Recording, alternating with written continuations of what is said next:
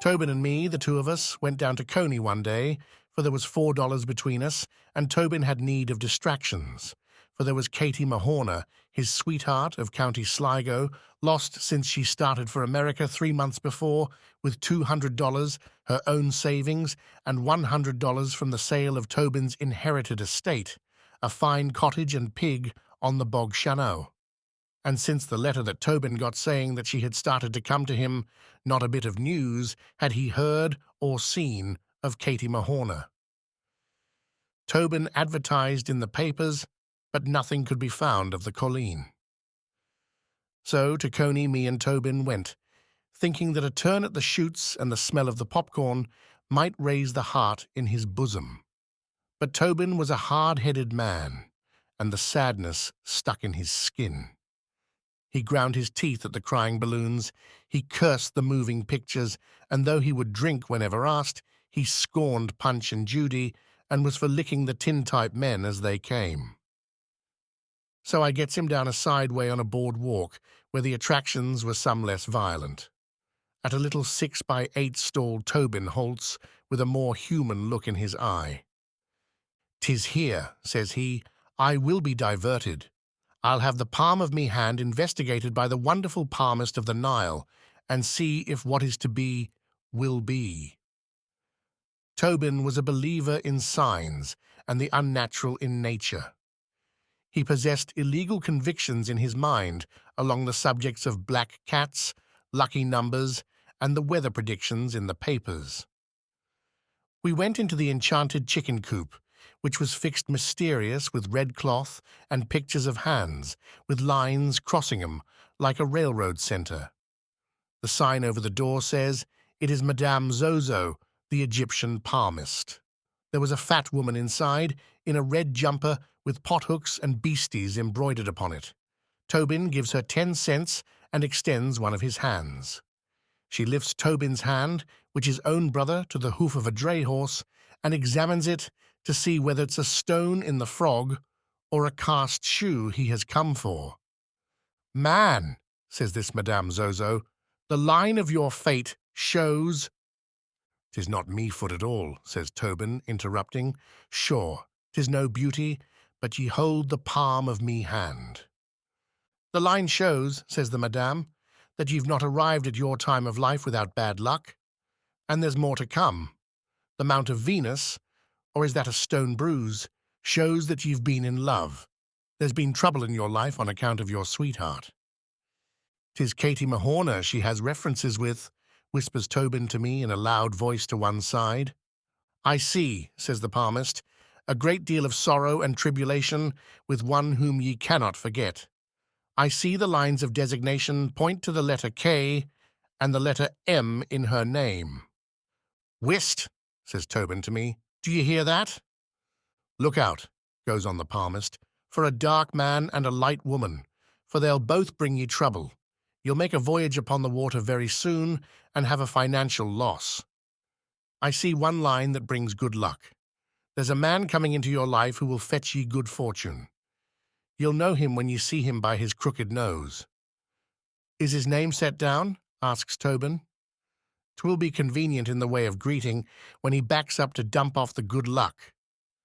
"His name," says the palmist, thoughtful-looking, "is not spelled out by the lines, but they indicate there's a long one, and the letter O should be in it. There's no more to tell. Good evening. Don't block up the door." "'Tis wonderful how she knows," says Tobin, as we walk to the pier.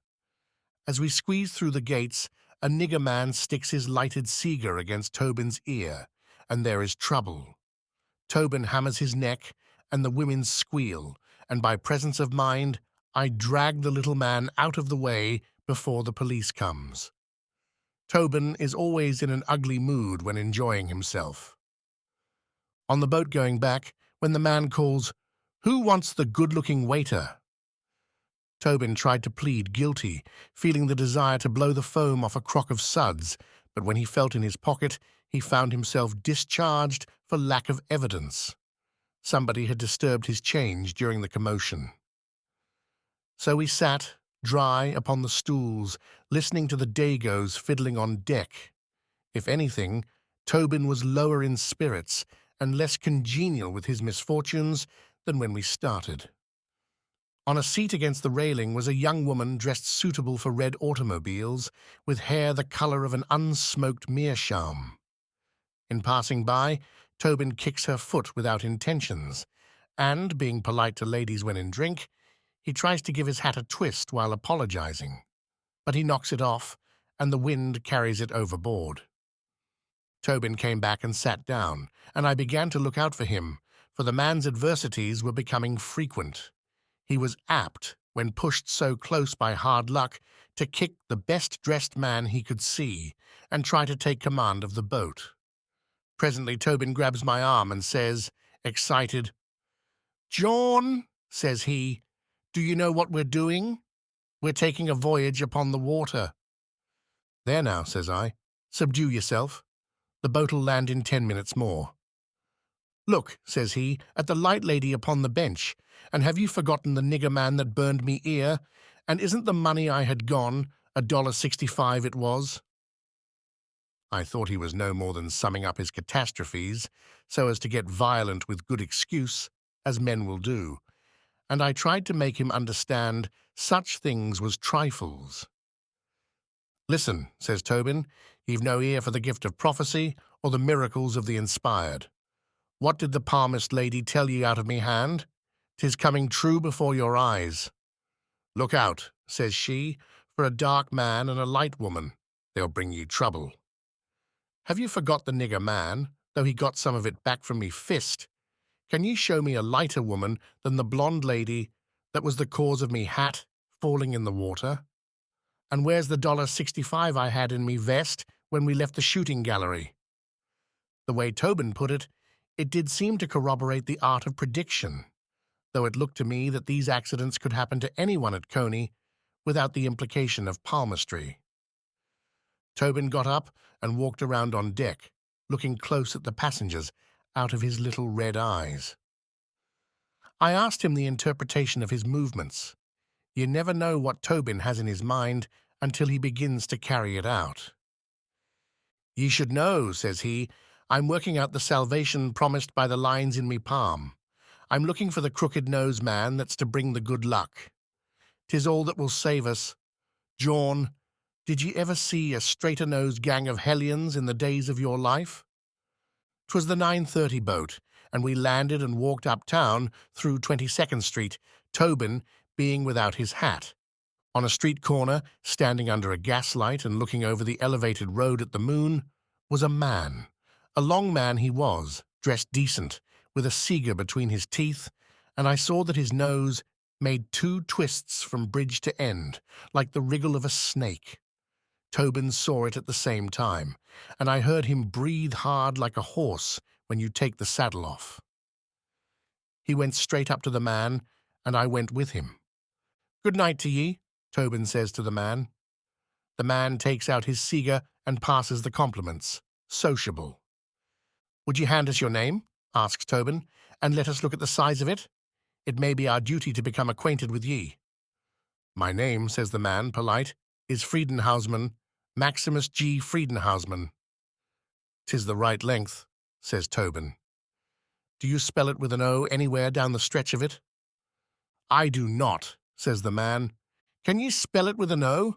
inquires Tobin, turning anxious. "If your conscience," says the man with the nose, "is indisposed toward foreign idioms, ye might, to please yourself, smuggle the letter into the penultimate syllable."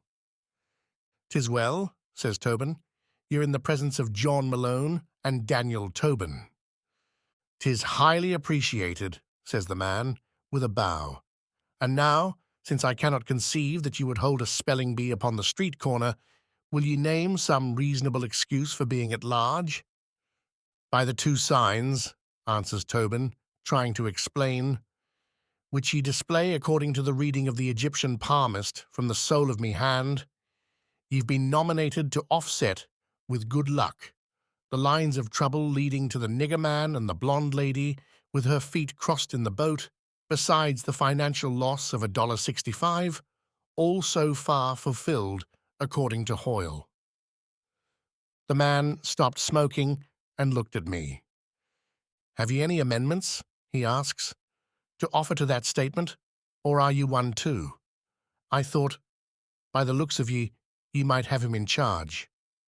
"None," says I to him, "except that as one horseshoe resembles another, so are you the picture of good luck as predicted by the hand of me friend.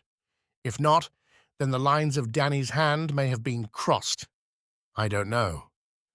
"There's two of ye," says the man with the nose, looking up and down for the sight of a policeman. "I've enjoyed your company immense. Good night." With that, he shoves his cigar in his mouth and moves across the street, stepping fast. But Tobin sticks close to one side of him and me at the other. "What?" says he, stopping on the opposite sidewalk and pushing back his hat. "Do you follow me? I tell ye," he says very loud, "I'm proud to have met ye, but it is my desire to be rid of ye. I am off to me home." "Do," says Tobin, leaning against his sleeve, "do be off to your home, and I will sit at the door of it till ye come out in the morning.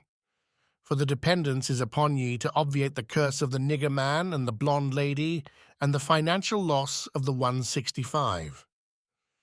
"'Tis a strange hallucination," says the man, turning to me as a more reasonable lunatic. "Hadn't you better get him home?" "Listen, man," says I to him, "Daniel Tobin is as sensible as he ever was.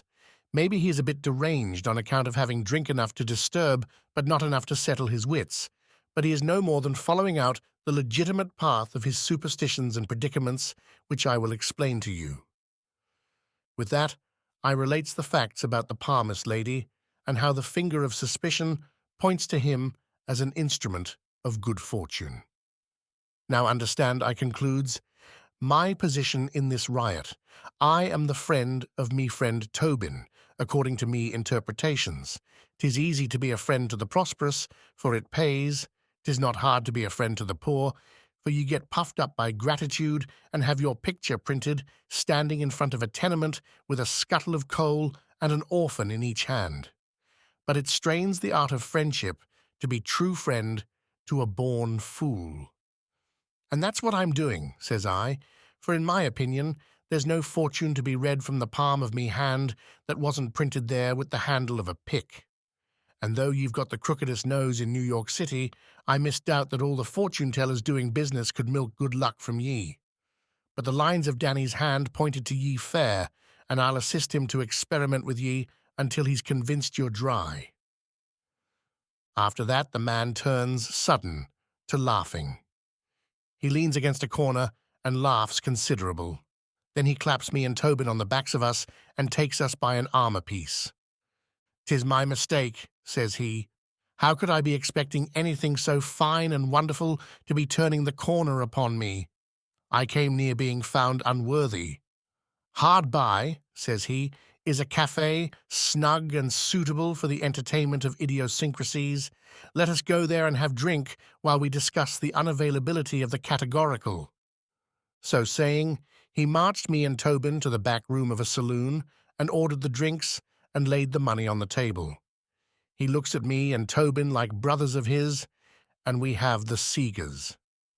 "Ye must know," says the man of destiny, "that me walk in life is one that is called the literary. I wander abroad, be night seeking idiosyncrasies in the masses and truth in the heavens above. When ye came upon me, I was in contemplation of the elevated road in conjunction with the chief luminary of night. The rapid transit is poetry and art. The moon, but a tedious, dry body moving by rote. But these are private opinions, for in the business of literature, the conditions are reversed. 'Tis me hope to be writing a book to explain the strange things I have discovered in life." "You will put me in a book," says Tobin, disgusted. "Will you put me in a book?" "I will not," says the man, "for the covers will not hold ye. Not yet.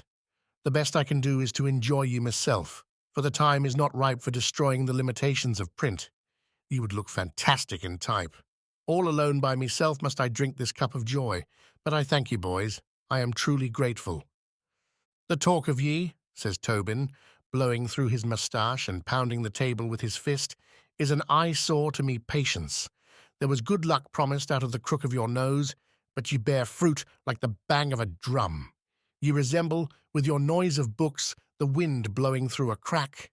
Sure now, I would be thinking the palm of me hand lied, but for the coming true of the nigger man and the blonde lady and— "Whist," says the long man. "Would ye be led astray by physiognomy? Me nose will do what it can within bounds. Let us have these glasses filled again, for 'tis good to keep idiosyncrasies well moistened, they being subject to deterioration in a dry moral atmosphere." So the man of literature makes good to my notion, for he pays, cheerful for everything, the capital of me and Tobin being exhausted by prediction. But Tobin is sore, and drinks quiet, with the red showing in his eye. By and by we moved out, for it was 11 o'clock, and stands a bit upon the sidewalk. And then the man says he must be going home, and invites me and Tobin to walk that way. We arrives on a side street 2 blocks away, where there is a stretch of brick houses with high stoops and iron fences. The man stops at one of them and looks up at the top windows, which he finds dark. "'Tis me humble dwelling," says he, "and I begin to perceive by the signs that me wife has retired to slumber. Therefore I will venture a bit in the way of hospitality. 'Tis me wish that ye enter the basement room, where we dine, and partake of a reasonable refreshment. There will be some fine cold fowl and cheese, and a bottle or 2 of ale. Ye will be welcome to enter and eat, for I am indebted to ye for diversions." The appetite and conscience of me and Tobin was congenial to the proposition, though it was sticking hard in Danny's superstitions to think that a few drinks and a cold lunch should represent the good fortune promised by the palm of his hand. "Step down the steps," says the man with the crooked nose, "and I will enter by the door above and let ye in. I will ask the new girl we have in the kitchen," says he, "to make ye a pot of coffee to drink before ye go. 'Tis fine coffee Katie Mahorner makes for a green girl just landed 3 months. Step in," says the man, "and I'll send her down to ye."